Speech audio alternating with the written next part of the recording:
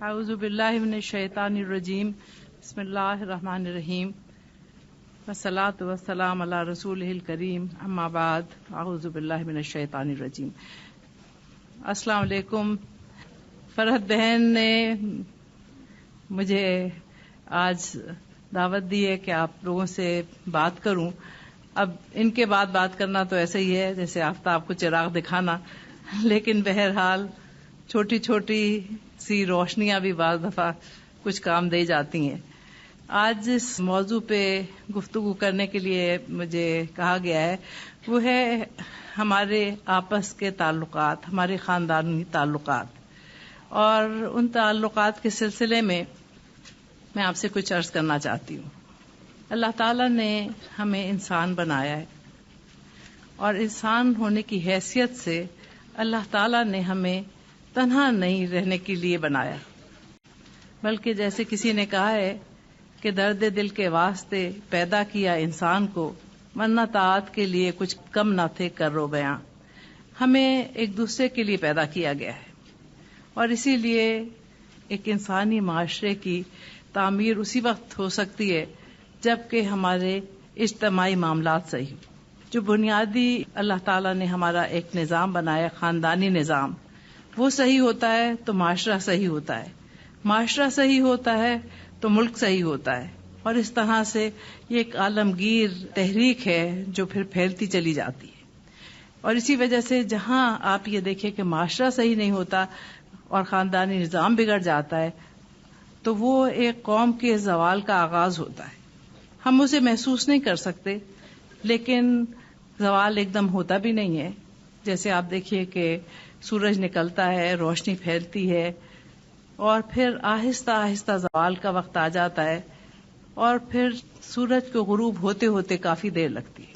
اسی طرح سے انسانی تہذیب کا سورج بھی ہے کہ جب وہ چیز جس کی خاطر انسان کو پیدا کیا گیا، اگر وہ اس چیز کو نہیں سمجھتا اور اس مقصد کو پورا نہیں کرتا، تو پھر اس کا بھی زوال شروع ہو جاتا ہے۔ دنیا میں تمام تہذیبوں کا آغاز اور زوال اسی طرح سے ہے۔ ابھی فرحت بہن حضرت نوح کے حوالے سے بات کر رہی تھی، اور اس میں یہی بتا رہی تھی کہ ان کے اپنے گھر کا جو بنیادی یونٹ تھا وہی بگڑ گیا تھا۔ ان کی بیوی اور بیٹے نے ان کا ساتھ نہیں دیا تھا، اور اس کی وجہ سے اگر آپ دیکھیں کہ ہر گھر کا یہی حال تھا، اور اس کی وجہ سے وہ تمام کی تمام تہذیب مٹ گئی۔ اس کو مٹنے میں 1 2 3 سال نہیں لگے، بلکہ پورے 950 سال کا عرصہ ہے حضرت نوح علیہ السلام کی تبلیغ کا، اور اس عرصے میں یہ زوال آہستہ آہستہ ان قوموں میں آ رہا تھا، اور نتیجتاً یہ ہوا کہ جب یہ پوری طرح سے اپنے عروج پہ پہنچا تو اس قوم کو ہمیشہ کے لیے اللہ تعالیٰ نے صفحہ ہستی سے مٹا دیا۔ قوموں کے عروج و زوال کی یہ ساری داستان جو ہے، ہم اسے داستان کی طرح پڑھ کے یہ نہ سوچے کہ ہمارے ساتھ نہیں ہوگا۔ آج اگر آپ دیکھیں تو یہی عمل جاری ہے مغرب میں۔ وہاں پر خاندانی نظام بالکل ٹوٹ پھوٹ گیا ہے، اور اس شکست و ریخت کے نتیجے میں جو نئی نسل وہاں پر پیدا ہو رہی ہے وہ ایسی ہے کہ آج وہ لوگ ان سے پریشان ہیں، ان کو بند رکھنے کے لیے طرح طرح کی ترکیبیں کر رہے ہیں۔ واشنگٹن میں رات کا کرفیو لگایا گیا، اسی طرح سے 16 سال کے کم عمر بچوں کے لیے والدین سے کہا گیا کہ انہیں رات کو باہر نہ نکلنے دیں، کیونکہ وہ بچے انسانوں کے شکاری بنے ہوئے۔ وہاں باقاعدہ گھات لگا کے انسانوں کا شکار کیا جا رہا ہے، انسانوں کو مار کے انہیں بڑی خوشی ہوتی ہے، اس وجہ سے کہ ان انسانوں سے انہیں کچھ بھی تو نہیں ملا۔ محبت ایک جذبہ ہے جس کی وجہ سے یہ انسانی تعلق قائم ہوتا ہے، وہ محبت ہی انہیں نہیں ملی۔ مادہ پرستی کے اس سیلاب میں ہر ایک اس طرح سے بہہ گیا ہے کہ ہر ایک کو صرف کمانے کی فکر ہے، اور پھر جب ایک نعرہ یہ بلند ہوا کہ ہم صرف دنیا میں ایک ہی مرتبہ آئے ہیں اور داد عیش دینے کے لیے، تو پھر وہ بھی زندگی کا مقصد اسی کو سمجھ بیٹھے کہ بابر بعیش کوش کے عالم دوبارہ نیست۔ اب ہمیں دیکھنا ہے کہ اللہ تعالیٰ نے ہمیں کیا کہا ہے۔ اگر آپ دیکھیے تو قرآن حکیم میں اللہ تعالیٰ نے اپنے بعد اور اپنے رسول اکرم صلی اللہ علیہ وسلم کے بعد سب سے زیادہ اہمیت والدین کو دی ہے۔ قرآن حکیم میں جگہ جگہ آپ کو یہ آیات ملیں گی، وَبِالْوَالِدَيْنِ احسانا، والدین کے ساتھ احسان کے ساتھ پیش آؤ۔ احسان کیا ہے؟ یہ کہ انسان کو یہ احساس رہے کہ اللہ تعالیٰ کو ہم نہیں دیکھ سکتے لیکن وہ ہمیں دیکھ رہا ہے. اور والدین کے معاملے میں اللہ تعالیٰ کی ہم سے پرسش ہوگی. والدین کے ساتھ اگر اولاد کا تعلق ٹوٹ جائے تو پھر یہ نظام جو اللہ تعالیٰ نے اس بنیاد پہ بنایا ہے، بنیاد ہی ختم ہو جائے تو نظام ہی ختم ہو جاتا ہے. اب اگر آپ غور کر کے دیکھیں تو یہ اولاد اور والدین کا جو رشتہ اللہ تعالیٰ نے بنایا ہے، اس میں پھر اس نے ایک مرکزی حیثیت ماں کو دی ہے. عورت کا جو مقام اللہ تعالیٰ نے مقرر کیا ہے وہ ایک ماں کی حیثیت سے اسے ایک تقدس دیا گیا ہے. اس کے متعلق اللہ تعالیٰ نے بار بار تاکید کی ہے اور کہا ہے کہ یہ تمہیں بڑی تکلیف سے عالم وجود میں لاتی ہے اور بڑی تکلیف سہ کے تم کو پالتی ہے، اس لیے اس کی عزت کرو، اس کی قدر کرو. کیونکہ اللہ تعالیٰ کے بعد اگر انسان کا کوئی سب سے زیادہ مخلص خیر خواہ ہے تو وہ مائیں ہیں. لیکن اگر مائیں اپنا بنیادی فریضہ ہی نہ سمجھیں تو پھر مجھے بتائیے کہ انسانیت کا کیا بنے گا. اس لیے ماں کی اہمیت جو اس معاشرے میں اللہ تعالیٰ نے رکھی وہ اس لیے رکھی ہے کہ اللہ تعالیٰ چاہتا ہے کہ ہمیں انسان بنائے، ہم میں آدمیت ہو. کیونکہ اگر آدمیت نہیں ہوگی تو پھر ہم میں اور حیوانوں میں تو صرف ذرا سے ہی فرق ہے. انسان بھی تو حیوان ناطق ہے، اس میں بھی وہی حیوانی جبلتیں ہیں. کون ہے جو ان تمام حیوانی جبلتوں کو پھر انسانیت کے رخ پہ موڑتا ہے؟ کون ہے جو ایک بچے کو اٹھنا، بیٹھنا، بولنا، چلنا، پھرنا، کچھ چیزوں سے بچنا، کچھ چیزوں کو کرنا سکھاتا ہے؟ وہ ماں ہی تو ہے. لیکن اگر ماں کا وہ مقام ہی ختم کر دیا جائے اور اس کو محض ایک معاشی حیوان بنا دیا جائے کہ اس کی زندگی کا مقصد صرف کمانا ہو، تو پھر وہ بچے جو دنیا میں آ رہے ہیں ان کی پرورش کون کرے؟ آج آپ دیکھیے کہ ہم کہتے ہیں کہ جی بچے کے لیے ڈے کیئر سینٹرز ہیں، وہاں پر کوئی ان کی دیکھ بھال کر لے گا، مائیں اپنے کام پہ چلی جائیں. جب آپ اپنے بچے میں دلچسپی نہیں رکھتی، جب آپ کو اپنے بچے سے کوئی دلچسپی نہیں، آپ اس کی غصہ، ضد، رونا دھونا، اس کے کام کرنا برداشت نہیں کر سکتی تو کسی اور کو کیا پرواہ ہے؟ وہاں بچہ کیا سیکھ سکتا ہے؟ بچے کو ایک جذباتی لگاؤ چاہیے، ایک تعلق چاہیے. یہ تو اب ایک مانی ہوئی بات ہے، تمام دنیا کے ماہرین نفسیات ہی کہتے ہیں کہ انسان کو انسانی لمس کی ضرورت ہے. ایک بچہ پیدا ہو جائے اور آپ اسے مشینوں کے ذریعے سے دودھ پلائیں، مشینوں کے ذریعے سے اس کے کپڑے بدلوائیں اور سب کام مشینی ہو، تو وہ کہتے ہیں کہ 15 دن کے بعد وہ بچہ مر جائے گا. کیونکہ اللہ تعالیٰ نے اسے انسانوں کے گھر میں پیدا کیا ہے اور انسانوں ہی کو اسے سنبھالنا بھی چاہیے. تو اس لیے یہ جو ایک اللہ تعالیٰ نے ماں کا مقام بنایا ہے، اور جو ہمارے پاس رسول اکرم صلی اللہ علیہ وسلم کی اتنی خوبصورت احادیث ہیں جو کہا گیا کہ ماں کے قدموں کے نیچے جنت ہے، لیکن ماں قدم تو اٹھائے، قدموں کے نیچے جنت کیسے؟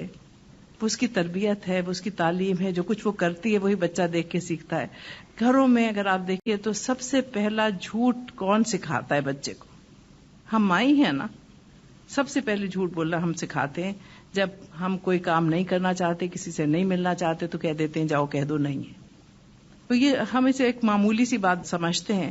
وہی بچہ جب ہم سے کوئی جھوٹی بات آ کے کہتا ہے تو ہم اسے ڈانٹتے گھرکتے ہیں. وہ بڑا حیران ہو جاتا ہے کہ ابھی مجھ سے خود کہا ہے کہ جھوٹ بولو اور ابھی جھوٹ بولنے پہ ڈانٹ پڑ رہی ہے، یہ کیا بات ہے؟ تو اس لیے ماں بننا مشکل کام ہے. اور اگر اچھی مائیں ہوں گی تو اچھی نسلیں پیدا ہوں گی، اچھی نسلیں ہوں گی تو اچھی قومیں پیدا ہوں گی، اور اچھی قومیں ہوں گی تو دنیا سنور جائے گی. اس لیے دراصل سب سے پہلی چیز جو ہے وہ یہ ہے کہ بحیثیت خواتینوں نے ہمیں اپنا مقام سمجھنا چاہیے. اللہ تعالیٰ نے ہمیں لوگوں کی دل بستگی کا سامان بنا کے نہیں بھیجا، بلکہ ہمارے لیے جو اس نے اتنا بلند مقام رکھا ہے ماں کا، کہ وہ خود خالق ہے اور اس کی مخلوق کو دنیا میں لانے کا ذریعہ یہ ماں ہے. اس لیے اس کی اتنی عزت ہے. اللہ تعالیٰ نے اس کو اتنا بلند مقام دیا ہے، اسے کہا ہے کہ اس کے لیے ہر ایک کی دل میں عزت ہونی چاہیے، اس کا ایک مقام ہونا چاہیے. اور اس مقام کو حاصل کرنے کے لیے اللہ تعالیٰ نے ہمارے لیے سب سے پہلی چیز جو کی ہے وہ یہ ہے کہ ہمیں معاشی طور پہ اس نے خود کفیل بنا دیا ہے. کسی بھی خاتون کو کفالت کے لیے کام کرنے کی اللہ تعالیٰ نے پابندی نہیں لگائی، بلکہ اس کی کفالت کا بوجھ بہت سے لوگوں پہ ڈالا ہے، اور وہ ان کا احسان نہیں ہے بلکہ اللہ نے حق رکھا ہے. اسی لیے جب آپ کی ایک گھر سے دوسرے گھر میں تبادلہ ہوتا ہے شادی کی صورت میں، تو سب سے پہلی چیز جو اللہ تعالیٰ نے ہمارے لیے بنائی ہے وہ یہ کہ اس کے ہاتھ میں مہر کی رقم ہو، تاکہ یہ دوسرے کی دست نگر نہ ہو، اس کا ہاتھ نیچے والا نہ ہو. کل یہ ماں بننے والی ہے، اس لیے اس کا ایک مقام ہو اس خاندان میں بھی جہاں یہ جا رہی. اب میں اس نئے حوالے سے میں آپ سے بات کرنا چاہتی ہوں، کیونکہ ہمارا جو خاندانی نظام اس وقت ٹوٹ پھوٹ رہا ہے وہ اس نئے رشتے کے حوالے سے سب سے زیادہ اس میں شکست و ریخت ہو رہی ہے. آج ہمارے ہاں نعرہ لگایا جا رہا ہے مساوات کا، کہ خواتین مردوں کے مساوی ان کو سب کچھ مل جانا چاہیے. لیکن اگر آپ دیکھیں تو کائنات میں کیا کہیں مساوات ہے؟ کیا کوئی برابر ہے؟ ہماری 5 انگلیاں بھی برابر نہیں ہیں. اگر یہ برابر ہوں تو ہم ان سے کوئی کام ہی نہیں کر سکتے. ان 5 انگلیوں کو آپ برابر کر دیں، اگر یہ آپ کا انگوٹھا چھوٹا نہ ہو اس انگلی سے تو آپ کوئی چیز پکڑ نہیں سکتے صحیح طرح سے. اس لیے اللہ تعالیٰ نے ہر ایک کے لیے کچھ مقام بنائے، کچھ ذمہ داریاں ہیں اور کچھ حقوق ہیں. حقوق اور فرائض کی ایک نہایت ہی خوبصورت تقسیم ہے، اور اسی کو اللہ تعالیٰ توازن کہتا ہے، اور اسی لیے وہ کہتا ہے کہ توازن کو نہ بگاڑو. جب بھی ہم توازن کو بگاڑیں گے تو ظاہر ہے کہ سب چیزیں بکھر جائیں گی. اس پہ ایک توازن ہے جس پہ یہ قائم ہے. اگر آپ اس کو اس طرح سے ذرا سا الٹا دیں تو یہ سب چیزیں جو رکھی ہیں پلٹ جائیں گی. اسی طرح سے ہم توازن کو بگاڑتے ہیں جب ہم کہتے ہیں کہ بالکل دونوں کو برابر کے حقوق ملنے چاہیے، اور فرائض کی ہم میں سے کوئی بات نہیں کرتا. اس لیے جہاں تک کہ خواتین کا تعلق ہے، خواتین کے حقوق کا تحفظ اللہ تعالیٰ نے قرآن حکیم میں کیا ہے.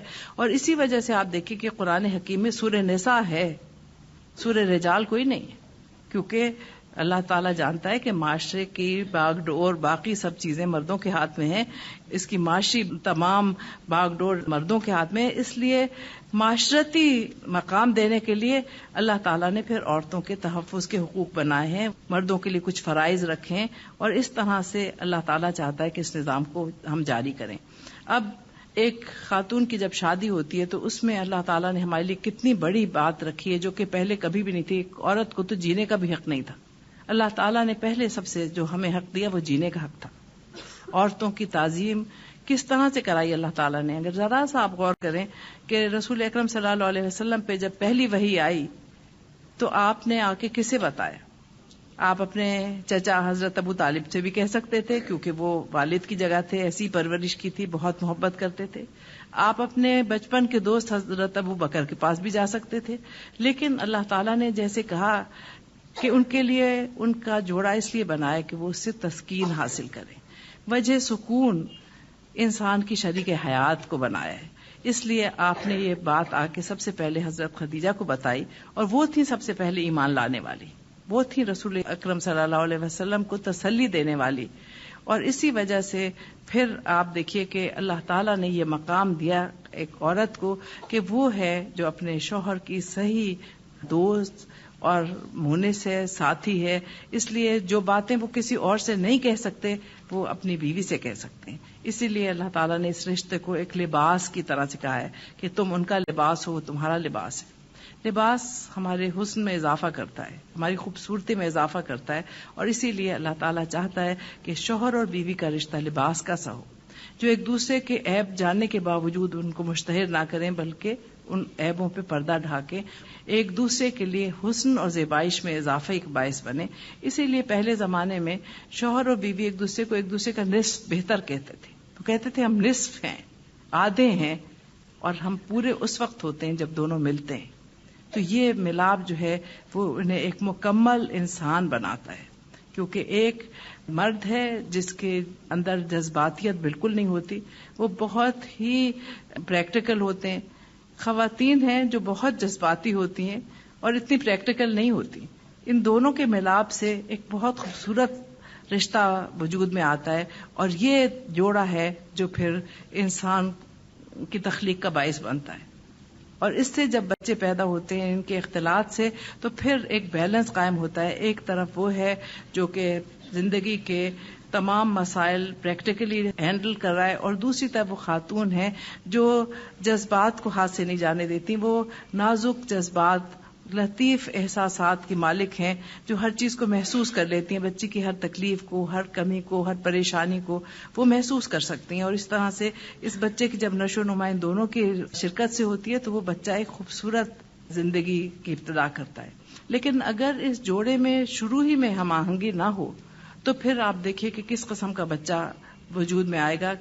دونوں کے لیے اس کے دماغ میں نہیں آتا کون صحیح ہے کون غلط ہے. گھر میں ہر وقت جھگڑے ہو رہے ہیں, ہر وقت لڑائی ہو رہی ہیں, اور اگر ان لڑائی جھگڑوں کی اگر آپ بنیادی وجہ دیکھیں تو وہی کھینچا تانی ہے حقوق اور فرائض کی. اس لیے سب سے پہلے ہمیں یہ سمجھ لینا چاہیے کہ ہمارے حقوق کیا ہیں, ہمارے فرائض کیا ہیں, اور اس سلسلے میں جو فرائض ایک نئی زندگی شروع کرتے ہوئے ہمیں اللہ تعالیٰ نے سونپے ہیں وہ ہیں ہمارے سسرالی رشتوں کے فرائض. اور اسی کی بگاڑ کی وجہ سے دراصل سارے بگاڑ کی ابتدا ہو جاتی ہے. ایک ماں جب اپنے بیٹے کی شادی کرنی چاہتی ہے بڑے ارمان سے, بڑے چاؤ سے, بڑے پیار سے وہ ایک بہو لے کے آتی ہیں, اور پھر اسے لانے کے بعد پھر نہ جانے ایک عجیب رقابت کا سا رشتہ قائم ہو جاتا ہے. یہ بھی سمجھ میں نہیں آتا کہ جس کو آپ اتنی شوق سے خود ہی لے کے آئی ہیں پھر اس سے آخر یہ رقیبانہ سلوک کیسا. اس میں دونوں طرف سے ہی کچھ کھینچا تانی ہوتی ہے. بیوی چاہتی ہے کہ وہ اپنا حق جتائے, وہ چاہتی ہے کہ وہ اپنی پوری کی پوری توجہ شوہر اس کو دے, اور ماں چاہتی ہے کہ جیسی توجہ پہلے اسے دی جاتی تھی وہی توجہ اب بھی اس کو حاصل رہے, وہ بیوی کی طرف دیکھے بھی نہیں. اور اس طرح سے ایک عجیب سا حال ہو جاتا ہے اس شخص کا جو دو لوگوں کے درمیان کھنچ رہا ہے. اسی رشتے کو ہم خوبصورت بنا سکتے ہیں. سب سے پہلے یہ ہے کہ ہمیشہ آپ دیکھیے کہ جو بڑا ہے اسے کچھ ایثار اور قربانی کا مظاہرہ کرنا چاہیے. ایک بچی جو آپ کے گھر میں آتی ہے ایک نوخیز پودے کی طرح سے ہے. جیسے آپ اپنے باغ میں لا کے کوئی پودا لگاتے ہیں, اس کے لیے آپ وہی آب و ہوا چاہتے ہیں کہ ہو جس سے آپ اس کو لائے ہیں. اس کی دیکھ بھال اسی طرح سے ہو جیسے کہ ایک مالی ایک چھوٹے پودے کی دیکھ بھال کرتا ہے. اس کو بہت سی چیزوں میں تجربہ ہی نہیں ہے زندگی کا, وہ تجربات آپ اسے دے سکتی ہیں. آپ اس سے اسی شفقت اور محبت کا اظہار کریں جو رشتہ اللہ نے آپ کا بنایا ہے کہ اب وہ بیٹی ہے. اسی وجہ سے اللہ تعالیٰ نے ساس و سسر کو ماں باپ کا درجہ دے کے انہیں حرام کر دیا ہے. ایک عورت کی طلاق بھی ہو جائے تو بھی اس کا خسر اس کے باپ ہی کی جگہ رہے گا, وہ اس سے شادی نہیں کر سکتا. اس کا شوہر مر بھی جائے تب بھی وہ اس سے شادی نہیں کر سکتا. ساری عمر کے لیے اسے باپ بنا دیا. اس کی وجہ کیا ہے؟ اس لیے کہ وہ اس کے بچوں کا دادا بھی ہے, اور اللہ تعالیٰ چاہتا ہے کہ وہ بچے دادا اور دادی کی شفقت سے کبھی بھی محروم نہ ہوں. چاہے شوہر اور بیوی ایک دوسرے سے الگ بھی ہو جائیں لیکن انہیں ان بزرگوں کی محبت اور شفقت ملے, ان کی حفاظت ملے, وہ اس سائے دار درخت سے اس کے سائے سے فائدہ اٹھائے. اس لیے اللہ تعالیٰ نے اس کو اتنا خوبصورت رشتہ بنایا. ماں باپ ہیں, آپ جوان ہیں, وہ اب زندگی کے زوال کی طرف جا رہے ہیں, انہیں ان جوانوں کی ضرورت ہے. اس لیے ایک جوڑا ہے جو دو جوڑوں کی اب ذمہ داری سنبھال چکا ہے, وہ بھی اسی طرح سے ماں باپ ہیں. بیٹے کے لیے, مرد کے لیے اس کی بیوی کے والدین بھی والدین کا درجہ رکھتے ہیں. اگر یہ تربیت آپ اور میں اپنے بچوں کو دیں کہ اب جو تمہارے ساس سسر ہیں وہ تمہارے والدین کی طرح سے, ہماری طرح سے, ان کی عزت, ان کی تکریم, ان کے حقوق, ان کے فرائض تمہارے اوپر اسی طرح سے ہیں جیسے ہمارے ہیں, تو آپ دیکھیے کہ یہ رشتہ کتنا خوشگوار بن جائے. اسی طرح سے جب آپ اپنی بیٹی کو رخصت کرتے ہیں تو ہمارے ہاں تو رخصتی کے گیت اب ایسے ہو گئے اور ایسے ایسے گانے ہم بنا رہے ہیں کہ جیسے ہم لڑکی کو دشمنوں کے نرغے میں بھیج رہے ہیں. پہلے تو آپ دیکھیے کہ اتنے پیارے گیت ہوتے تھے جس میں یہ کہا جاتا تھا سسرال والوں کی طرف سے, خوشی سے کر دو ودا تمہاری بیٹی راج کرے گی. تو انہیں پتا ہوتا تھا کہاں جا رہی ہے, وہاں پر وہ نوکرانی بننے نہیں جا رہی, وہاں پر وہ بے عزت ہونے نہیں جا رہی, بڑے عزت کے ساتھ اس کو لے کے جا رہے ہیں. اب دونوں طرف ایک دوسرے کی بے عزتی کے گانے گائے جاتے ہیں, اور اس کی وجہ سے آپ دیکھ لیجئے کہ کیا ہو رہا ہے. اس لیے جب بچیوں کی تربیت کریں تو یہ ضرور انہیں بتائیں کہ انہیں ایک نئے رشتے میں داخل ہونا ہے, اور وہ آپ کی کامیابی اور آپ کی تربیت اس وقت نظر آئے گی جب وہ لوگ اس کی تعریف کریں, جب وہ لوگ اسے اپنائیں اور جب وہ ان کو اپنائیں. اب جب یہ چھوٹی چھوٹی سی چیزیں ہوتی ہیں جو کہ پہلے ہوا کرتی تھیں اور اب نہیں ہوتی. پہلے بچیوں کو ایک تربیت دی جاتی تھی, ایک طرح سے انہیں ذہنی طور پہ تیار کیا جاتا تھا کہ شادی سے 10-15 روز پہلے انہیں سب سے الگ کر دیا جاتا تھا تاکہ نئی زندگی میں داخل ہونے کے لیے انہیں سوچنے کا وقت ملے. کوئی بڑی بوڑھی ان کو بیٹھ کے زندگی کے نشے و فراز سمجھاتی تھیں تاکہ اس نئی زندگی میں جب داخل ہوں تو وہاں جا کے پہلے ہی دن کوئی حماقت آمیز حرکت نہ کریں کہ ہمیشہ کے لیے پھر مصیبت میں پڑ جائیں. تو وہ ہمیشہ ایک نصیحت کرتی تھی، بیٹی آنکھیں بند رکھنا، کان کھلے رکھنا، زبان بند رکھنا، 15-20 دن تک زبان بند رکھنا، سننا بولنا نہیں. اور آپ یہ دیکھیے کتنی پیاری نصیحت تھی، کیونکہ جب آپ آنکھیں بند رکھتے ہیں تو بہت سی چیزیں، بہت سی خرابیاں آپ کو نظر ہی نہیں آتی. آپ کان کھلے رکھتے ہیں تو آپ دیکھتے ہیں کس کو کیا پسند ہے، کس کو کیا ناپسند ہے، کون کیا چاہتا ہے. اور زبان بند رہتی ہے تو آپ اس پہ کوئی خیال آرائی نہیں کرتے، کیونکہ ایک غلط جملہ ہمیشہ کے تعلقات کے بگاڑ کا باعث بن جاتا ہے. اس لیے یہ چھوٹی چھوٹی نصیحتیں تھیں جو اب ہم نہیں کرتے. ہم بڑے بڑے جہیز ضرور بناتے ہیں، ہم آرائشیں بہت کرتے ہیں، ہم دکھاوے کی بہت سی نمائشی چیزیں کر رہے ہیں جس کی کوئی ضرورت نہیں ہے، لیکن جو اصل چیز ہے زندگی گزارنے کی اس سے ہم کبھی بھی نہیں بتاتے بچوں کو. تو اصل چیز یہ ہے کہ جب آپ کی بچی جاتی تو اسے بتائیں کہ بیٹی اب یہ تمہارے ماں باپ ہیں، ہمارے ساتھ تمہاری زندگی جو گزری ہے 20, 21, 22, 25 سال، وہ تو بہت تھوڑا حصہ ہے. اب اصل زندگی تو یہاں سے شروع ہوگی جو جب تک تم زندہ ہو جب تک جاری رہے گی. اس لیے اگر ان لوگوں کو اپناؤ گی تو زندگی بڑی خوشگوار ہوگی، اگر ان سے تعلقات خوشگوار نہ ہوئے تو زندگی اجیرن ہو جائے گی. اس لیے ان سے خوشگوار تعلقات کے لیے کیا چاہیے کہ وہاں پر جو آپ کے نئے والدین ہیں انہیں والدین کی طرح اپنائیں. اگر کوئی آپ کی خوش دامن صاحبہ کوئی کسی بات میں نصیحت کرتی ہیں تو آپ یہ نہ کہیں کہ یہ بڑھیا مجھ پہ کیوں تنقید کر رہی ہے، بلکہ یہ سوچے کہ یہ ماں ہے، یہ میری بھلائی چاہتی ہے.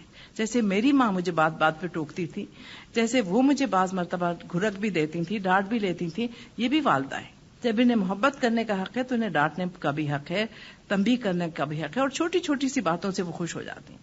آپ کہیں جا رہے ہیں باہر، آپ ان سے اجازت لے کے جائیں، جیسے اپنی والدہ سے اجازت لیتے ہیں کہ میں جا رہی ہوں، آپ سے اجازت لینے آئی ہوں. ان کا اتنا دل بڑا ہو جاتا ہے کہ بچی مجھ سے پوچھنے کے لیے آئی ہے، حالانکہ اسے ضرورت نہیں تھی پوچھنے کی. جب آپ کہیں جا رہی ہوں ان کے ساتھ کسی تقریب میں، آپ صرف اتنا سے کر دیں بتائیے اماں میں کیا پہنوں، اس سے ہی ان کا دل اتنا بڑا ہو جاتا ہے مجھ سے پوچھا ہے. ویسے تو آپ ہر وقت اپنے مرضی کے کپڑے پہنتے ہیں، آنے جانے میں پوچھ لیا تو کیا حرج ہو گیا. لیکن یہ چھوٹی چھوٹی سی باتیں ہیں جو بڑی اچھے نتیجے پہ آپ کو پہنچائیں گی. آپ کو جو لباس، جو کپڑے ان کی طرف سے دیے، جب آپ وہ پہنتے ہیں تو ان کا دل خوش ہو جاتا ہے، اس نے پسند کیے.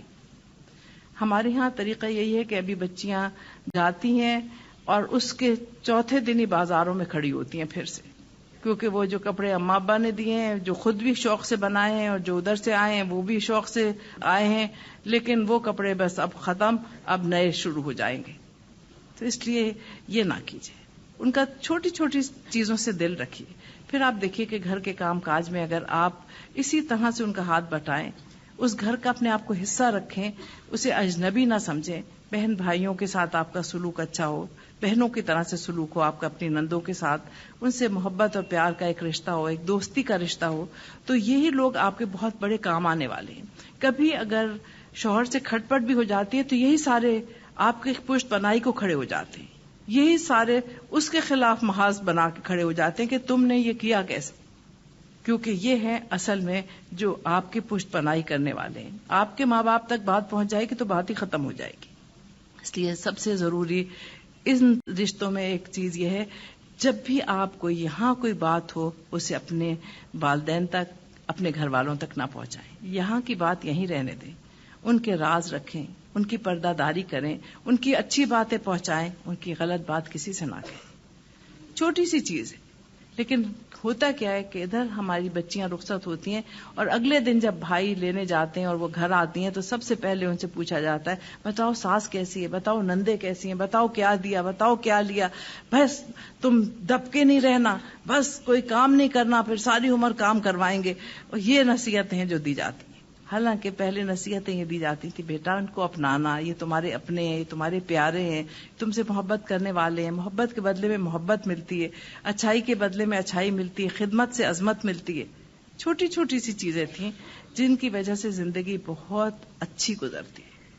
ابھی فرحت بہن سے میں یہ کہہ رہی تھی کہ مجھے 4 دن ہوئے یہاں آئے ہوئے، اور افسوس یہ ہے کہ کوشش کرتی رہی لیکن پھر میں سارے دن غائب رہتی تھی، کیونکہ ماشاءاللہ میری سسرال کے یہاں تقریباً 30 افراد ہیں، اور میں ہر ایک کے پاس فردن ملنے گئی کیونکہ وہ سب کے سب ایسے ہیں جو انتہا سے زیادہ محبت کرنے والے ہیں. میری اس 45 سالہ زندگی میں نے جو سب سے بڑی نعمت پائی ہے وہ ان کی محبت ہے.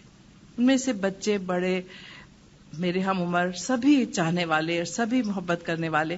جس کے ہاں ایک دن گئی ہوں اس نے کہا کہ ایک دفعہ اور آ کی شکل دکھا جاؤ، بہت دنوں بعد آئی ہو.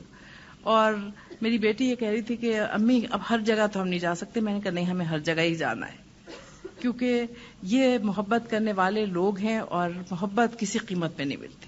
یہ اتنی قیمتی چیز ہے جس کو حاصل کرنے کے لیے آپ کو کچھ نہ کچھ اپنے آپ کو گھسنا پڑتا ہے، کچھ نہ کچھ آپ کو اپنے پروگراموں میں کمی کرنی پڑتی ہے، اپنی جان مارنی پڑتی ہے. جب تک آپ دوسروں کے لیے اظہار اور قربانی نہیں کریں گے اس وقت آپ کو کچھ بھی نہیں حاصل ہو. اس لیے جو یہاں پر نوجوان بچیاں ہیں ان سے میں یہی کہوں گی کہ آپ جتنا بڑوں کی خدمت کریں گی، جتنا ان کی عزت کریں گی، اتنا ہی پھر آپ کو اپنے بچوں سے عزت ملے گی، اتنا ہی آپ کو قدر ملے گی، اتنی ہی محبت ملے گی. کیونکہ محبت نہ قیمتی تحفوں سے ملتی ہے، نہ اچھے لباس سے ملتی ہے، نہ کسی اور چیز سے ملتی. جن چیزوں کے پیچھے اس وقت ہم دوڑ رہے ہیں اس سے کچھ بھی نہیں ملتا. اس سے وہ سکون، وہ اطمینان، وہ خوشی، وہ راحت آپ کو نہیں مل سکتی جو راحت اور خوشی اور اطمینان اور سکون آپ کو محبت کرنے والوں سے ملتی ہے. اس لیے محبت حاصل کرنے کے لیے سب سے پہلے اللہ کے احکامات مانیں. اللہ تعالیٰ نے ان دونوں رشتوں کا ذکر کیا ہے اور اسے اپنا معجزہ قرار دیا کہ کس طرح سے دو خاندانوں کو میں ملا دیتا ہوں اور ان میں ایک محبت اور مودت کا رشتہ قائم کر دیتا ہوں، کس طرح سے دو اجنبی لوگوں کو ملا دیتا ہوں. اور یہ اللہ کا ایک معجزہ ہے کہ دو انسان جو ایک دوسرے کو نہیں جانتے پھر یکجان اور دو قالب ہو جاتے. تو اس لیے اس رشتوں کو قائم کرنے کے لیے چھوٹی چھوٹی سی جو قربانیاں ہیں وہ ضرور دیجیے، اس پہ ضرور عمل کیجیے. پھر اس کے علاوہ والدین کی جو اہمیت ہے اس کو کبھی نہ بھولیے، کیونکہ ہماری تمام عبادات، ہماری تمام ریاضتیں، ہماری تمام چیزیں ضائع ہو جاتی ہیں اگر والدین ہم سے خوش نہیں ہوتے. اس لیے والدین کی خوشی کو ملحوظ رکھیے.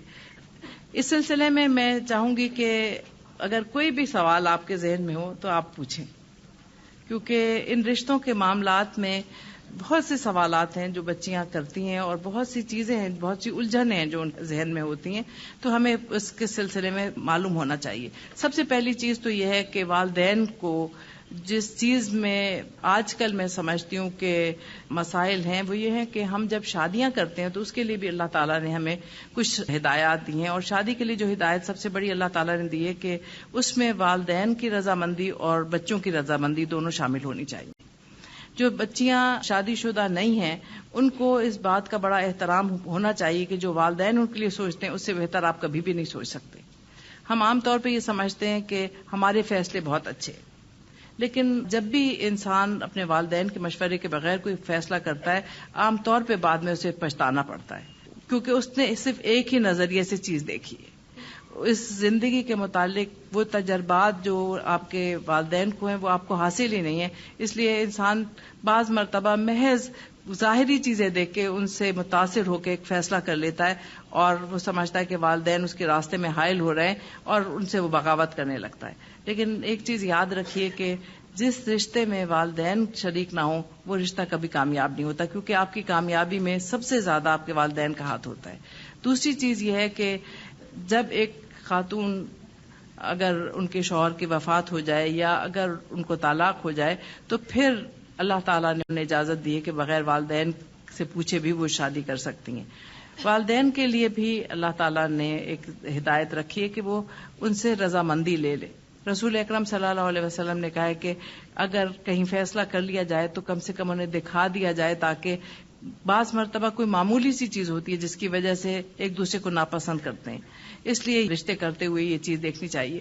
ہم جب رشتے کرتے ہیں تو سب سے پہلی چیز جو ہم دیکھتے ہیں وہ یہ کہ لڑکا کیا کرتا ہے، کیا کماتا ہے، اس کے پاس کار ہے یا نہیں ہے، اس کے پاس گھر ہے یا نہیں ہے، اس کے پاس کتنا بینک بیلنس ہے. لیکن اللہ تعالیٰ نے ان کو کوئی معیار نہیں بنایا. اللہ تعالیٰ نے کہا ہے کہ تقویٰ سب سے بڑا معیار ہے. جس سے بھی آپ رشتہ اپنی بچی کا کر رہے ہیں اس کو ضرور دیکھیے کہ کیا وہ اللہ تعالیٰ کے حق ادا کرنے والا انسان ہے، کیونکہ جو اللہ کے حق ادا کرتا ہے وہ بندوں کے حق کبھی بھی نہیں ضائع کرتا. ان رشتوں میں جو معیار اللہ تعالیٰ نے سورہ نور میں دیا ہے اس کو ضرور ملحوظ خاطر رکھنا چاہیے. اور بعض دفعہ لوگ کہتے ہیں کہ جی ہاں لڑکا ہے ذرا شوقین مزاج لیکن سب درست ہو جاتے ہیں. یہ میں آپ کو بتا دوں کوئی درست نہیں ہوتا. ان کو درست ہوتے ہوتے انسان خود ہی بعض دفعہ پٹڑی سے اتر جاتا ہے۔ اس لیے یہ چیز ضرور والدین کو دیکھنی چاہیے کہ جہاں آپ اپنی بچی کو ہمیشہ کے لیے بھیج رہے ہیں وہ لوگ کیسے ہیں، کیا ان کا رہنا سہنا، ان کا اٹھنا بیٹھنا، ان کے عقائد، ان کے مزاج آپ کے مطابق ہیں، کیونکہ یہ چیزیں ہیں جو کہ اس رشتے کو استوار کرنے میں بہت زیادہ اہم ہیں۔ اسی طرح سے جب آپ اپنے بیٹے کے لیے لڑکی دیکھنے جاتے ہیں تو سب سے پہلی چیز یہ ہے کہ جی شکل اچھی ہونی چاہیے، شکل اچھی ہونی چاہیے۔ شکل تو آپ دیکھیے اللہ تعالیٰ نے بنائی ہے، شکل پہ کسی کے اعتراض کرنا تو دراصل بہت بڑی جسارت ہے، لیکن ایک چیز ہے جو ہم خود بناتے اور وہ ہے ہمارا اخلاق، وہ ہے ہمارا مزاج، کس طرح سے ہم انسانوں کے ساتھ سلوک کرتے ہیں۔ کیونکہ یہ شکل جو اچھی ہوتی ہے یہ تو 4 دن سب تعریفیں کرتے ہیں کہ بڑی خوبصورت دلہن ہے، لیکن جو آپ کا اخلاق اچھا ہوتا ہے وہ ہمیشہ کے لیے آپ کے لیے کام آتا ہے۔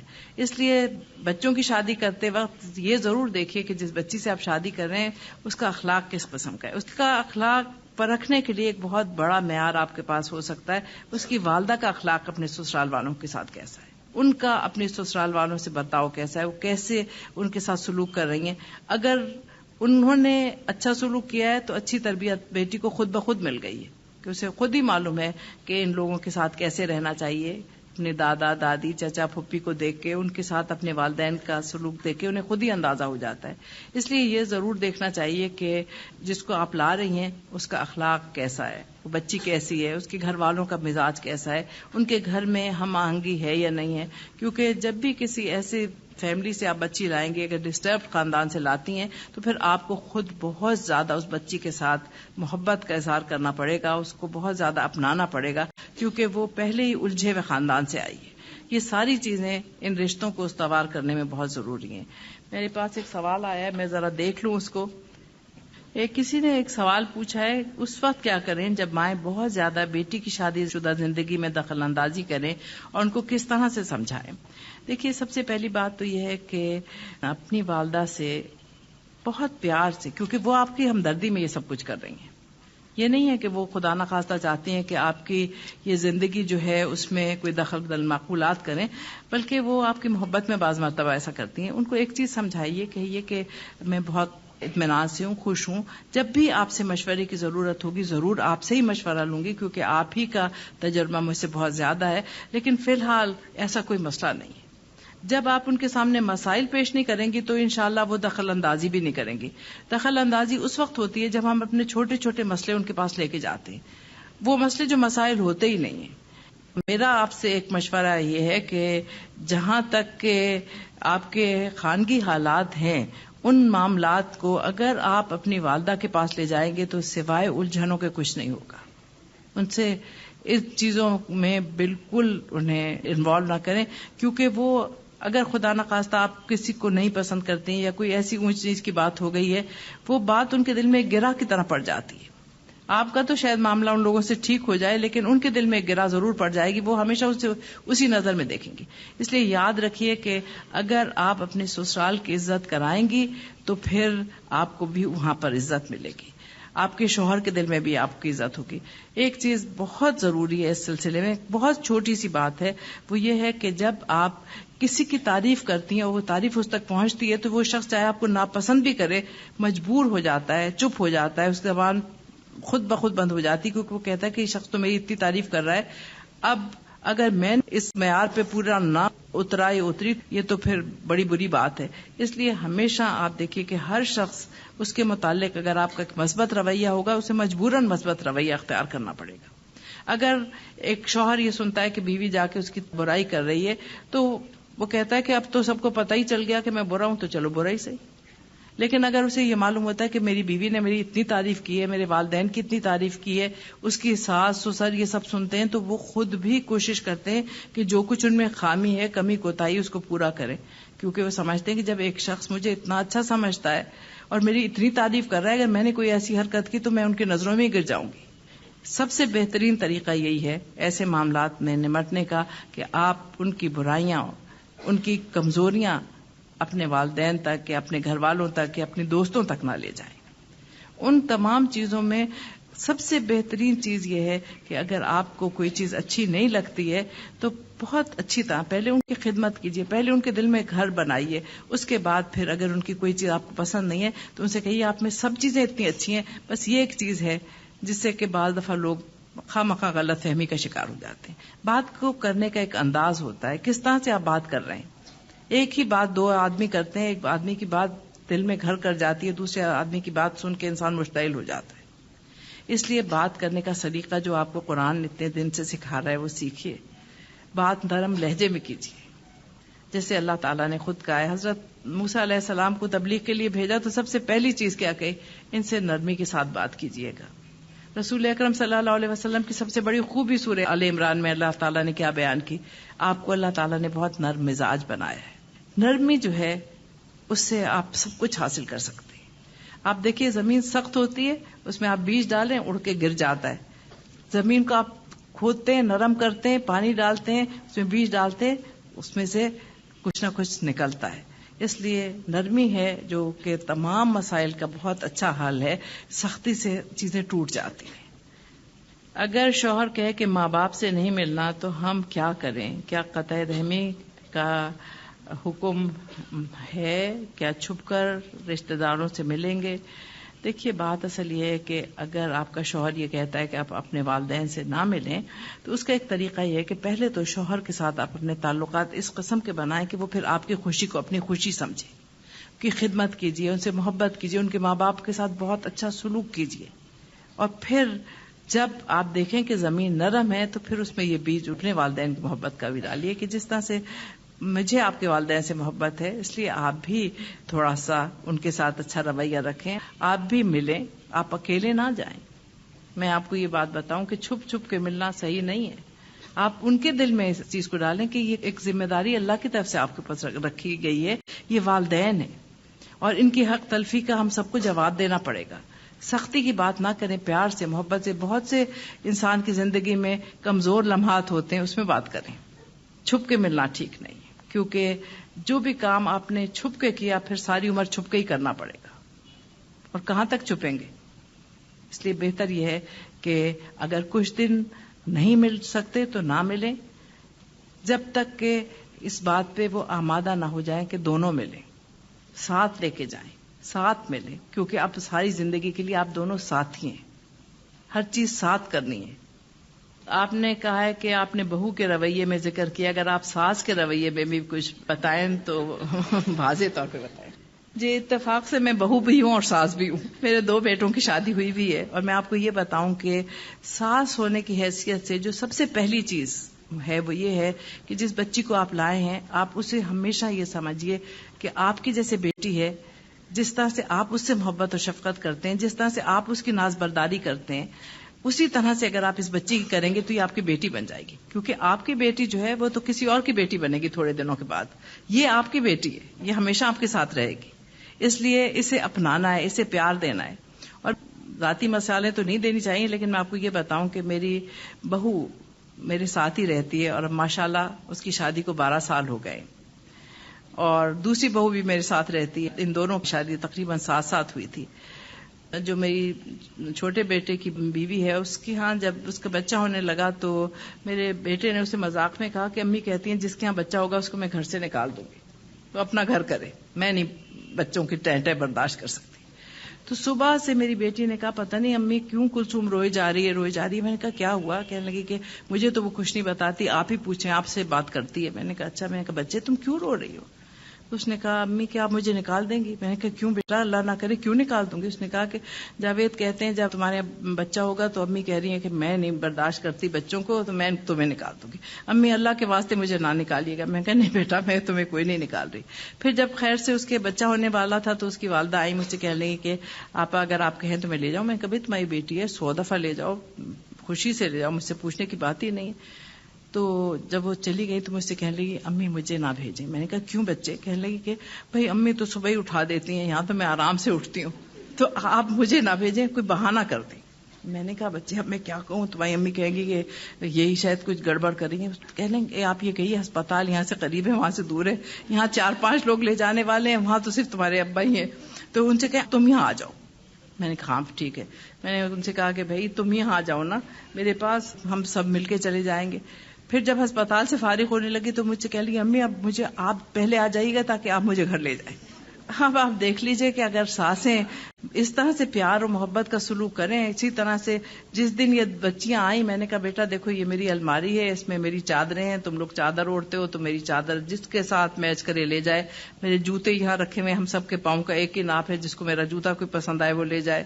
یہ اس الماری میں جو چھوٹے موٹے بندے ہیں یہ رکھے ہوئے, جس کو جو پسند آئے لے جائے, اور جس کا جو جی چاہے کھولے لے جائے, چابی لو اور لے جاؤ. تو وہ ابھی تک یہی ہے کہ وہ آتی ہیں, کوئی جوتا لے گیا, کوئی چادر لے گیا, کوئی بندے لے گیا, ٹھیک ہے, بڑی خوشی سے, مجھے بڑی خوشی ہوتی ہے کیونکہ میں تو استعمال کم کرتی ہوں, اور وہ بچیاں جب کرتی ہیں تو میرا دل خوش ہو جاتا ہے جب وہ اتنی اپنائیت سے مجھ سے اپنی سب باتیں کہتی ہیں. بہت دفعہ میری چھوٹی والی بہو مجھ سے کہتی ہے امی میں وہ باتیں آپ سے کہتی ہوں جو میں اپنی امی سے کہتے ہوئے ڈرتی ہوں کیونکہ ان سے بڑی ڈانٹیں پڑتی ہیں.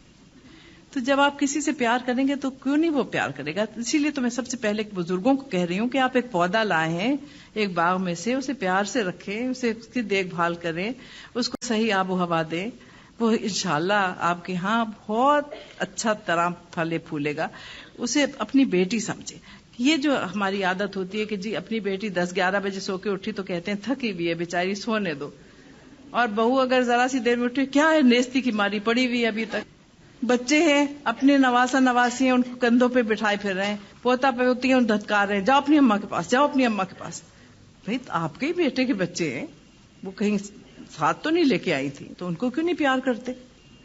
اگر آپ ان کے ساتھ وہی سلوک رکھیں جو اپنی بیٹیوں کے ساتھ رکھتے ہیں, ان بچوں کے ساتھ وہی سلوک رکھیں, آخر آپ کے بچے ہیں, تو پھر آپ دیکھیے کہ کبھی بھی ایسی کوئی چیز نہیں پیدا ہوتی. ابھی کچھ دن پہلے مجھے کسی نے بتایا کہ آپ کا پوتا میرے یہاں آیا تھا, تو میں نے اس سے پوچھا کہ بھائی تم بتاؤ تمہیں سب سے اچھا کون لگتا ہے گھر میں. تو اس نے کہا سب سے اچھی تو ہمیں دادی لگتی ہیں, اس کے بعد ہمیں پھپھی لگتی ہیں. تو انہوں نے کہا خالہ, انہوں نے کہا خالائیں تو ہماری باہر رہتی ہیں تو وہ تو کبھی کبھی آتی ہیں, اور نانو امی ڈانٹتی ہیں, تو اس لیے دادی ڈانٹتی نہیں کہانیاں سناتی ہیں. یہ بات ہے کہ آپ وہی بات بچے کو ڈانٹ ڈپٹ کے کر رہے ہیں, وہی کہانی کی صورت میں آپ سناتے ہیں تو اس پہ اثر بھی زیادہ ہوتا ہے, ذرا سا اس میں وقت لگتا ہے, لیکن پھر وہ بچہ جو ہے آپ کے پاس آتا ہے بیٹھتا ہے, آپ اس کو اگر پیار سے محبت سے سمجھاتے ہیں تو بات سمجھ جاتا ہے. بعض دفعہ ماؤں کی بات نہیں سنتے لیکن نانی دادی کی بات سن لیتے ہیں. اس لیے یہ رشتے جو ہیں ان کو قائم کرنے کے لیے تھوڑی سی انسان کو اپنے اندر ذرا سی گنجائش پیدا کرنی چاہیے. اگر ہمارے گھر میں کوئی بھابھی اور امی یا بھابھی کا کسی بہن یعنی نند کے ساتھ تعلقات اچھے نہ ہو رہے ہوں تو ہم کیا کردار ادا کر سکتے اس مسئلے کو حل کرنے کے لیے, اور ہمیں اہمیت بھی دی جانی چاہیے. دیکھیے بات یہ اہمیت کی ہے کہ اہمیت دی نہیں جانی چاہیے. مجھے کل بڑی اچھی بات لگی, کسی نے کہا کہ مجھے دعا دو, تو اس نے کہا دعا لو, دو نہیں لو, ایسی بات کرو کہ کسی کے دل سے تمہارے لیے دعا نکلے. اس لیے اہمیت حاصل کریں, اہمیت دی نہیں جاتی حاصل کی جاتی ہے, اور وہ حاصل ہوتی ہے بہت عرق ریزی سے, بہت محنت سے, بہت محبت سے, بہت خدمت سے. پہلے بزرگ کہتے تھے خدمت میں عظمت ہے. جب آپ کسی کی خدمت کریں گے, جب آپ کسی سے محبت کریں گے, جب آپ اس کے جذبات کا احترام کریں گے تو ایسا ہو ہی نہیں سکتا. انسان تو انسان ہی ہے نا, ایک ایک بوند آپ پتھر پہ ڈالتے جائیں اس میں بھی چھید ہو جاتا ہے.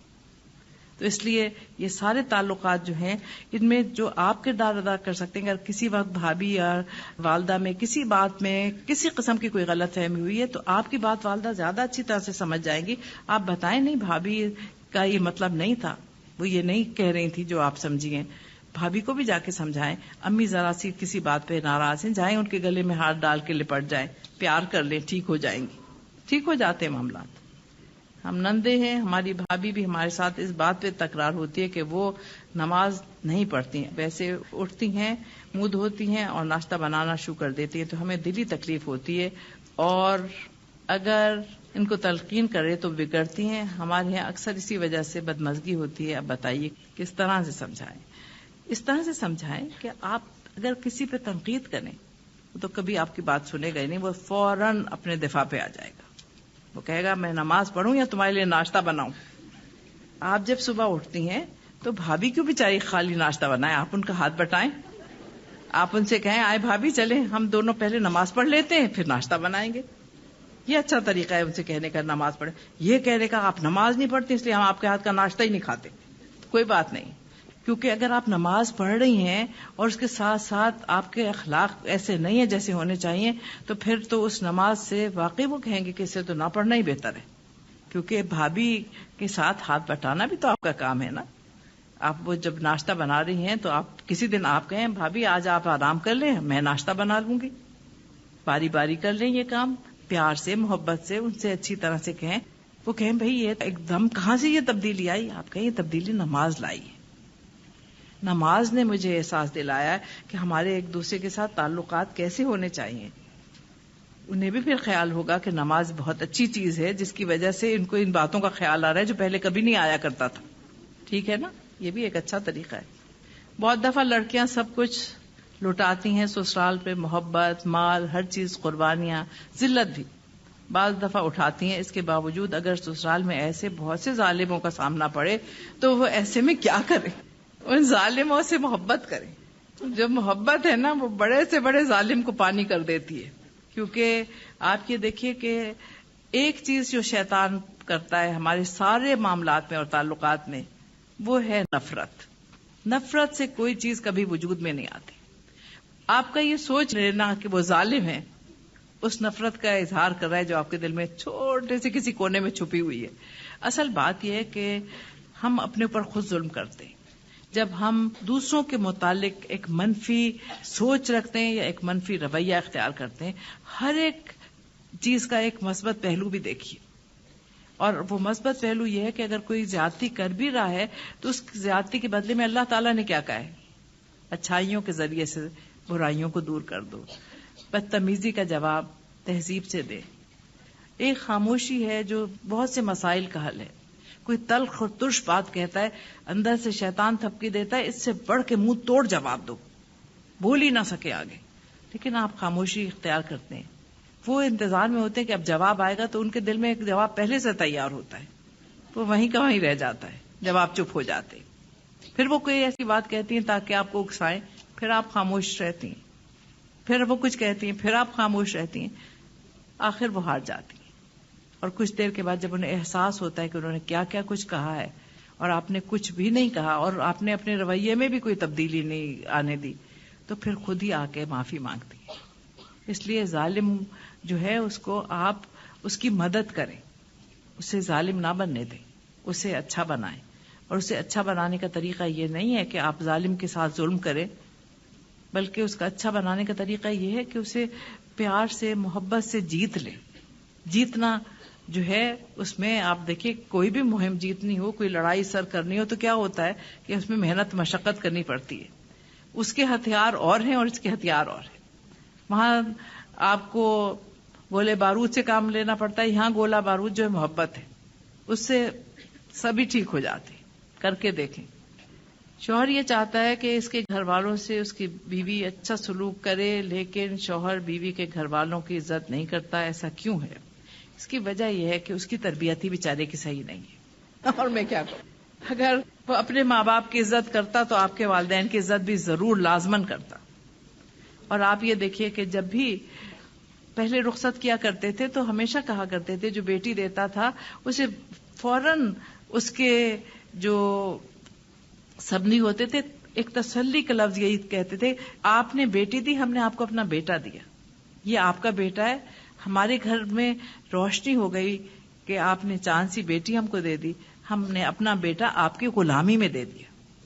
یہ آپ کا فرما بردار بن کے رہے گا، یہ آپ کا بیٹا بن کے رہے گا. اتنی سی بات ہوتی تھی جس سے اتنا بڑا دل ہو جاتا تھا لڑکی کے والدین کا. اصل بات یہ ہے نا کہ ہم آج کل کہتے ہیں کہ ہم مسلمان ہیں لیکن ہم نے ساری رسم و رواج ہندوؤں کے سے اپنا رکھے. ہم عورت کو کوئی ایک نہایت گھٹیا چیز سمجھتے ہیں اور اسی وجہ سے جس کی بیٹی ہوتی ہے اس کو بھی اس کی توہین و تذلیل کو ہم اپنے لیے ایک لازمی چیز سمجھتے ہیں. لیکن آپ دیکھیے اگر آپ چاہتے ہیں کہ آپ کی بہو آپ سے محبت کرے تو پھر اس کے گھر والوں کی عزت کریں. اگر شوہر یہ چاہتا ہے کہ آپ اس کے والدین کی عزت کریں تو اسے چاہیے کہ وہ آپ کے والدین کی عزت کرے. اور یہ چیز جو ہے یہ مائیں ہی سمجھا سکتی ہے، یہ آپ نہیں اسے نصیحت کر سکتے. آپ نے کہا کہ والدین جو کرتے ہیں وہ ہمیشہ ٹھیک ہوتا ہے. مسئلہ یہ ہے کہ جبکہ ہم یہ کورس کر رہے ہیں اور کچھ اللہ کے فضل سے صحیح غلط کے بارے میں ایک معیار بن گیا. اگر ہم سمجھے کہ دین کے اعتبار سے وہ گھر ٹھیک نہیں ہے جو والدین سجیسٹ کر رہے ہیں تو کیا پھر بھی ہم مانیں یا پھر منع کر دیں؟ میں آپ کو ایک چیز بتاؤں، سبھی گھر صحیح ہو سکتے ہیں. صحیح گھر میں آپ چلی گئیں تو پھر کون سا کمال ہو گیا؟ یہ جو تربیت آپ نے حاصل کی ہے اس سے تو گھروں کو صحیح کرنے کے لیے آپ کو دی جا رہی ہے نا. فرد بہن اتنا اپنا وقت دے رہی ہیں، اپنی جان کھپا رہی ہیں آپ کے ساتھ، کس لیے؟ تاکہ آپ گھروں کو صحیح کریں. اگر آپ بنے بنائے گھر میں جا کے بیٹھ جائیں تو پھر کیا فائدہ؟ بنائیں اس کو اپنے مطابق، پیار سے، محبت سے، اچھی طرح سے. میں آپ کو بتاؤں، مجھ سے ایک بچی نے قرآن مجید پڑھا اور اس کی جو ساس تھی وہ بھی آیا کرتی تھی میرے پاس، تو وہ لوگ سمجھے کہ یہ بھی بہت دیندار خاتون ہے، انہوں نے بغیر پوچھے دیکھے ہاں کر لی. جب اس بچی کی شادی ہوئی تو کچھ دوسرے روز وہ اپنی والدین کے پاس جانے کی بجائے میرے پاس آئی اور اس نے کہا کہ آپ نے مجھے ایک بات کہی تھی کہ تمہیں کبھی بھی کوئی مسئلہ ہو تو اپنی والدین کو تنگ نہ کرنا، میرے پاس آ جانا. اب مسئلہ یہ ہے کہ میرے شوہر کو تو کلمہ بھی نہیں آتا، اور سسرال میری یہ ہے کہ جب میں وہاں گئی اور میں نے کہا کہ میں نماز پڑھنا چاہتی ہوں تو انہوں نے کہا تم پاگل ہو، کہیں دلہنیں بھی نماز پڑھتی ہیں. اور پھر انہوں نے کہا کہ جب میں نے نماز کی نیت باندھی تو گھڑی گھڑی میری نند آگے سے گزر رہی تھی تاکہ میری نماز میں خلل ہو. اب میں کیا کروں؟ میں نے کہا بھائی ابھی تو بات شروع ہوئی ہے، ابھی تو امتحان کا وقت آ گیا ہے، اب تم وہ کرو جو تم نے سیکھا ہے، تم ان کے دل میں گھر کرو، تم ان کو کوئی تنقید نہ کرو، کچھ برا نہ کہو، پیار سے محبت سے ان کے کام کرو، ان کی ہر اچھی چیز کی تعریف کرو، ہر بری چیز کو نظر انداز کر دو. کچھ دنوں میں تم دیکھنا کہ انشاءاللہ یہ سب بدل جائیں گے. اور آپ یقین کیجئے صرف 4 مہینے کے بعد پھر سے میرا اس سے ملنے کا اتفاق ہوا. تو میں گئی ہوئی تھی وہیں جہاں وہ رہ رہی تھی، تو اس نے کہا کہ آپ میرے پاس آئیے، کھانا کھائیے. میں نے کہا بھائی آج تو تمہارا شوہر گھر پہ ہوگا. اس نے کہا نہیں، جمعے کو اس کو آدھی چھٹی ہوتی ہے تو وہ مسجد میں پھر قرآن پڑھنے چلا جاتا ہے. اور اس دفعہ اس نے زندگی میں پوری مرتبہ پورے روزے رکھے اور 5 وقت نماز پڑھ رہا ہے. اور پھر آپ کو میں ایک اور چیز بتاؤں کہ جب امریکہ میرا جانے کا اتفاق ہوا تو یہ لوگ امریکہ چلے گئے تھے، یہ اس کی شادی کی کوئی 20 سال بعد کا ذکر ہے. وہاں مجھے لوگوں نے کہا کہ ایک جوڑا یہاں آیا ہے اور وہ اتنے اچھے لوگ ہیں، انہوں نے پڑوسیوں سے اتنا اچھا سلوک کیا اور اتنے اچھے ہیں کہ 6 خاندانوں نے ان کے ہاتھ پہ اسلام قبول کیا ہے. تو میں نے پوچھا کہ ان کا نام کیا ہے؟ اس بچی کا نام نگہت تو نہیں؟ اس نے کہا نگہت ہے. میں نے کہا ہاں، بس اس سے مجھے یہی امید تھی. تو آپ دیکھیے کیا نہیں کر سکتا انسان. اس لیے ہمت ہارنے کی ضرورت نہیں. آپ جہاں والدین کر رہے ہیں یہ ضرور دیکھیں کہ ایسے بھی نامعقول لوگوں میں نہ دھکیل دیں، لیکن یہ کہ اگر نہیں کرتے کچھ تو پھر آپ کروا سکتی ہیں، بدل سکتے ہیں لوگ. دین کی طرف آنے والی خواتین کی بہت عام مشکل یہ ہے کہ اللہ کے فضل سے ہم اس راہ پہ آ گئے ہیں، جبکہ آج کے مرد، ہمارے شوہر دنیاوی دوڑ دھوپ میں اتنے مشغول ہیں کہ راہ حق پہ ہمارے ساتھ ہی نہیں ہیں. ہماری دلچسپیاں اور معیار بدل چکے ہیں. ایسے میں کیا کریں؟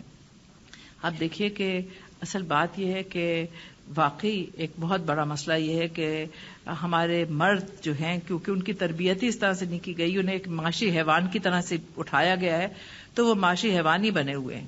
لیکن آپ انہیں انسان بنائیں. کس طرح سے؟ بہت آسان ترکیب ہے. کبھی جب آپ دیکھیں کہ آپ کو اپنا سبق یاد کرنا ہو تو آپ انہیں بڑے پیار سے کہیں کہ ذرا یہ کھول دیں، ذرا سا میں پڑھ رہی ہوں، ذرا سا سن لیں، میں کل جاؤں گی تو ڈانٹ پڑ جائے گی کہ مجھے یاد نہیں ہوگا، آپ ذرا سن لیں میرا سبق. اور جب سبق سنائے گی تو ان کے کانوں میں بھی تو آواز جائے گی نا. سبق سنتے سنتے وہ سبق پڑھنے لگیں گے انشاءاللہ. بالکل ہو ہی نہیں سکتا. رفیق حیات ہیں بھائی.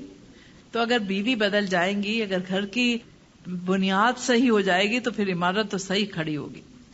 اگر والدین کسی ایسے شخص سے شادی کرانا چاہتے ہوں جس کے بارے میں معلوم ہو کہ اس کا دین سے زیادہ لگاؤ نہیں ہے، تو کیا ماں باپ کے حکم کے خلاف ورزی کریں؟ دیکھیے ابھی تو میں نے آپ کو کیا بتایا، بھائی دین سے لگاؤ آپ پیدا کریں گے جب آپ اتنی اچھی ہوں گی، جب آپ اس سے اتنی اچھی طرح سے پیش آئیں گی، جب آپ اس کی زندگی میں اس طرح سے داخل ہو جائیں گے کہ آپ کے بغیر وہ خلا محسوس کرے، تو پھر وہ تو کہے گا کہ بھائی تم جو کہو میں کرنے کو تیار ہوں. اس لیے میں یہ بات نہیں مانتی، کیونکہ یہ بات میں آپ کو اپنے تجربے سے بتا رہی ہوں. ہماری شادی ہوئی تو انہیں جب کہا گیا کہ اس نکاح نامے پہ دستخط کرو، تو وہ دستخط میں ابھی تک انہیں دکھاتی ہوں تو وہ کہتے ہیں بھائی یہ میرے نہیں ہیں، کیونکہ اردو لکھنی نہیں آتی تھی. لیکن پھر قرآن مجید جب میں نے پڑھنا شروع کیا اور اسی ترکیب سے کہ یہ میرا سن لیں، یہ مجھے بتا دیں، آج میں نہیں پڑھ سکتی، ذرا یہ 2-4 صفحے پڑھ کے ذرا سے مجھے بتا دیں، لکھ دیں، ذرا سے اس کی جسٹ لکھ دیں. جان بوجھ کے میں اس قسم کی حرکتیں کرتی تھی تو اس سے اتنا شوق پیدا ہوا کہ اب وہ اقبال کے اور غالب کے شعروں کی تشریح کرتے ہیں بچوں کے سامنے، کہنے لگے کہ یہ تمہارا سارا ذوق تمہاری اماں نے خواہ میرے اندر ڈال دیا، اب میں کیا کروں، اب تو میں کر ہی نہیں سکتا کچھ. اب پڑھ بھی رہے. تو اصل بات یہ نا کہ آپ کس طرح سے اس چیز کرتے. ایک اگر آپ اپنے شوہر سے کہیں تمہیں کچھ نہیں آتا، میں الہدا سے پڑھ کے آئی ہوں تمہیں کچھ نہیں آتا، پھر تو وہ کہیں گے بیوی تم نہیں جاؤ الہدا. آپ کو میں ایک بڑے مزے کی بات بتاؤں، کبھی کبھی کوئی لطیفہ بھی ہونا چاہیے.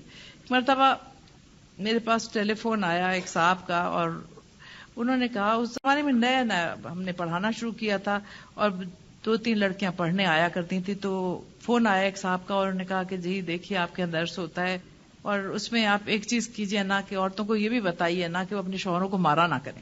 میں سمجھی کوئی مذاق کر رہا ہے. تو میری عمر بھی زیادہ نہیں تھی، 32-33 سال کی میری عمر تھی. مجھے بہت غصہ آیا، میں نے کہا کوئی صاحب یوں بدتمیزی کریں، مذاق کر رہے ہیں. تو کہنے لگے کہ دیکھیے میری بیوی مجھے بہت مارتی ہے، تو اگلے درس میں آپ ضرور کہیے گا کہ بیویاں شوہروں کو نہ ماریں، یہ منع ہے، اللہ کی طرف سے منع ہے. میں نے کہا بھائی اچھا خیر، مجھے ہنسی بھی آئی. میں آئی تو لڑکیاں کہنے لگیں کیوں ہنس رہی ہیں آپ؟ میں نے کہا بھائی کسی کا اس طرح سے بہت ہی دکھیا کوئی شوہر ہے جس کا یہ فون آیا ہے، یا تو کوئی شرارت کر رہا ہے. خیر اس کے بعد میں نے کوئی نوٹس نہیں لیا. جمعرات گزر گئی، پھر ان کا فون آیا، دیکھیے میں تو بڑی بےتابی سے جمعرات کا انتظار کر رہا تھا، آج کچھ بھی نہیں ہوا، میری بیوی تو ویسی کی ویسی رہی. میں نے کہا بھائی پتہ نہیں کیا مسئلہ ہے. اس کے بعد انہوں نے، میری استاد تھی، ان کو خط لکھا اور انہوں نے کہا کہ جی ہم نے آپا سے کہا تھا کہ آپ اس شوہروں کے بارے میں، ان کے حقوق کے بارے میں بھی کچھ بتا دیا کریں، اور میری بیوی مجھے بہت مارتی ہے، تو اللہ کے واسطے کچھ تو آپ بتائیں. اب ہم نے کہا ہم سورہ اعراف پڑھ رہے ہیں، اس میں شوہروں کا کہاں سے ذکر کریں. تو ایک لڑکی جو پڑھتی تھی اس سے میں نے کہا بھائی تم ذرا سوال پوچھ لینا کہ شوہروں کے ساتھ کیا سلوک ہونا چاہیے، اس کے بعد پھر دیکھو کچھ جواب دیں گے. خیر انہوں نے سوال پوچھا، پھر میں نے انہیں کہا نہیں، میں نے کہا دیکھیے اصل بات یہ ہے کہ شوہر جو ہے اس کا اللہ تعالیٰ نے خود ہی کہا ہے کہ وہ آپ کے اوپر ایک درجے، اس کو فضیلت ہے، اور آپ جو قرآن پڑھ رہے ہیں تو آپ کو تو قرآن کی ہر چیز کے متعلق معلوم ہونا چاہیے، ایک درجے فضیلت ہے. جب آپ کا شوہر گھر آتا ہے تو اسے معلوم ہو کہ اس کا استقبال کیا جا رہا ہے، آپ کے بچوں کا باپ ہے، اس کی عزت کریں. اگر آپ اس کی عزت کریں گے تو آپ کی عزت میں اضافہ ہوگا. آئیں تو ان کے لیے پہلے سے تیار کر کے رکھیں، لباس جو وہ بدل لیں، ان کے لیے پانی بنا کے رکھیں، ٹھنڈا گرمیاں ہیں، شربت بنا کے رکھیں، کھانا تیار رکھیں. پھر آپ دیکھیں آپ کا گھر کتنا جنت بنے گا. آپ یقین کیجئے کچھ دنوں کے بعد یہ ہوا کہ پہلے جو لوگ بہت کہتے تھے کہ وہاں کیا پڑھنے جاتی ہو، قرآن خود پڑھ لو، پھر لوگ لالا کے چھوڑ رہے تھے اپنی بیویوں کہ جی یہ تو بڑا انقلاب آ گیا، بیویاں تو بڑی خاطریں کر رہی ہیں. تو اس لیے آپ لوگ یہ چیز کیجئے تاکہ لوگوں کو پتہ چلے کہ باقی ہر شعبے میں انقلاب آیا ہے. ایک عورت کسی پیر کے پاس سے آئی اور کہا مجھے اپنے شوہر کے دل کو جیت لینے کا کوئی طریقہ بتائیں کیونکہ وہ مجھ سے لڑتے ہیں. پیر صاحب نے کہا شیر کے جسم کے بال جو ہیں وہ لاؤ پھر بتاؤں گا. وہ عورت چڑیا گھر 40 دن تک شیر کے بال کے لیے جاتی رہی اور شیر کو اس قدر مانوس کر لیا کہ اس کے 3 بال اتار کے لے آئی. پیر صاحب نے کہا نادان، اگر تو شیر کو رام کر کے اس کے 3 بال اتار سکتے تو خاوند شیر سے زیادہ بڑا درندہ ہے. قرآن میں ساس سسر کا ذکر اللہ تعالیٰ نے کس جگہ کیا ہے؟ قرآن میں اللہ تعالیٰ نے ساس سسر کا ذکر سسرالی رشتوں کے حوالے سے میرے خیال سے سورہ نحل میں بھی کیا ہے. اس لیے ان دونوں کے وہی حق رکھے. اگر آپ دیکھیں تو قرآن سے زیادہ آپ کو جو چیز معلوم ہوتی ہے رسول اکرم صلی اللہ علیہ وسلم کے سلوک سے معلوم ہوتی ہے کہ آپ نے کیا کیا، آپ نے اپنے سسرال والوں کے ساتھ کیا سلوک کیا. اور ہمارے لیے تو اللہ نے انہی کو مثال بنایا ہے، اس لیے انہی کے نقش قدم پہ چل کے ہی ہم زندگی میں کامیاب ہو سکتے ہیں. اور جہاں ہم ساس سسر کو وہ اہمیت نہیں دیتے جو اپنے والدین کو دیتے ہیں، تو وہیں سے آپ دیکھیے کہ ہمارے اور شوہر کے معاملات بھی بگڑنے شروع ہو جاتے ہیں. چاہتے ہیں کہ اچھی زندگی گزاریں تو اچھی زندگی گزارنے کے لیے یہ ضروری چیز ہے کہ جس گھر میں آپ جا رہے ہیں اس کے گھر والوں کی عزت کریں. آج کل لڑکیاں شادی ہوتے ہی انڈیپینڈنٹ ہونا چاہتی ہیں، چاہے گھر میں ملازم ہے، گھر کا کوئی کام کاج نہیں کرنا پڑتا، ساس سسر کے پاس بیٹھنے کو بھی وہ ایک کام سمجھتی ہیں. ساس بیچاری بہو کی رات تکتی رہتی ہے کہ وہ کب آئے گی اور میرے پاس چند لمحے بیٹھے گی. بچوں کو بھی اوپر رکھتی ہیں، کہتی ہیں کہ ان کے ٹائم ہیں، ابھی کارٹون کا ٹائم ہے، ابھی سوئمنگ کا ٹائم ہے، آئے دن سالگرہ میں جانا ہے، اب سو رہے ہیں، اب کھیل رہے ہیں، پڑھ رہے ہیں. پوتا پوتی بھی دادا دادی کے پاس نہیں آنے دیتی. ساری محبتیں دینے کے باوجود وہ صرف انڈیپینڈنٹ ہونے پہ زور دیتی ہیں. اس کا کیا دل ہے جو بیٹی زندگی میں مائیں. اچھا میری بہن بات یہ ہے کہ اس قسم کے معاملات میں ایک چیز میں آپ کو بتاؤں، جب بھی آپ اپنے بیٹے کی شادی کریں تو ان کی بیوی کو پہلے دن سے یہ بتا دیں کہ جب بھی بیٹی تمہارا دل چاہے تم اپنے گھر میں جاؤ، ہم تمہارے گھر آئیں گے، ہمارے لیے ایک اور گھر کا راستہ کھل جائے گا، بڑی خوشی سے رہو اور کوئی جبر نہیں کہ ہمارے ساتھ رہو. اس سے آپ خود دیکھیے کہ ان کو خود ہی خیال آئے گا کہ وہ کیا کیا چیزیں ہیں جو کہ یہاں پر ان کو حاصل ہیں، جو اپنے گھر میں جا کے ان کو حاصل نہیں ہوں گی. کیونکہ بنی بنائی جب چیز مل جاتی ہے تو انسان اس کی قدر نہیں کرتا. اگر آپ انہیں پہلے ہی سے یہ کہہ دیں کہ بیٹا ہماری طرف سے کوئی روک ٹوک نہیں ہے، جب تمہارا دل چاہے تم الگ ہو جاؤ، جب تمہارا دل چاہے تم آؤ، جب تمہارا دل چاہے ملو، کیونکہ ہم تو تمہیں خوش دیکھنا چاہتے ہیں. کیونکہ وہ اس وقت جو آپ دیکھیے ہمارے دماغ میں جو یہ کیڑا انڈیپینڈنس کا سمایا ہے نا، اس میں ہمیں اندازہ نہیں ہے انڈیپینڈنٹ ہونے کا مطلب کیا ہے. جب آپ کو پکا پکایا کھانا مل رہا ہے، جب خدمت کے لیے ملازم مل رہے ہیں، تو پھر وہ ساری چیزیں جو آپ کو حاصل ہیں اس کی قدر ہی نہیں ہوتی. جب وہ چیزیں خود کرنی پڑتی ہیں پھر ایک ایک چیز کی قدر آتی ہے. اس لیے آپ اگر چاہتی ہیں کہ وہ آپ کی قدر کریں تو وہ اگر جانا چاہتی ہیں تو بڑی خوش ہو کے رخصت کیجیے، ان کے گھر کو بنانے میں ان کی مدد بھی کیجیے، ان کو انڈیپینڈنٹ ہونے میں مدد کیجیے، تاکہ انہیں اندازہ ہو کہ آپ ان کی خوشیوں میں حائل نہیں ہونا چاہتی. زبردستی کسی سے محبت نہیں کرائی جا سکتی. اس لیے جہاں کوئی بچی یہ اظہار کرے کہ میں الگ ہونا چاہتی ہوں تو اس کو بڑی خوشی سے الگ کرے، تاکہ وہ خوشگوار تعلقات خراب نہ ہوں. آپ کے نہ کرنے کے باوجود بھی آپ دیکھیے گا کہ پھر کیا ہوگا کہ آپ کے اپنے بیٹے سے بھی تعلقات خراب ہوں گے، کیونکہ ہر وقت ایک کھینچا تانی اور ایک رسہ کشی کا سما ہوگا. وہ ہر بات آپ کی ان کے کانوں میں پہنچائیں گی اور یہاں تک کہ وہ ان کو بددل کر دیں. اس سے بہتر یہ ہے خوش اسلوبی سے، پیار سے، محبت سے جانا چاہتی ہیں جائیں. آپ کا کیا بگڑے گا؟ کچھ نہیں. کیونکہ انہیں تو اندازہ ہی نہیں کہ وہ جب اپنے بچوں کو یہاں چھوڑ کے جاتی ہیں آپ کے پاس کہیں، تو انہیں یہ فکر نہیں ہوتا کہ بچوں کا کیا ہو رہا ہے. جب انہیں اپنے گھر میں جا کے رہنا پڑے گا تو پھر جو پابندیاں ان کے اوپر عائد ہوں گی، ابھی وہ سمجھتی ہیں آپ کے پاس رہنے میں پابندیاں ہیں، وہ پابندیاں جو اپنے گھر میں رہنے پر عائد ہوں گی نا، پھر ان کو پتا چلے گا کہ وہ کیا چھوڑ کے آئیں گی. پھر کچھ ہی دن کے بعد وہ آپ سے کہنا شروع کریں گی کہ واپس آؤں. آپ کہیں نہیں بچے رہو، آرام کرو. اب آپ کا بہت وقت میں نے لیا. اللہ تعالیٰ آپ سب کو جزائے خیر دے، اور اللہ تعالیٰ ہم سب کو اچھے انسان بننے کی توفیق دے.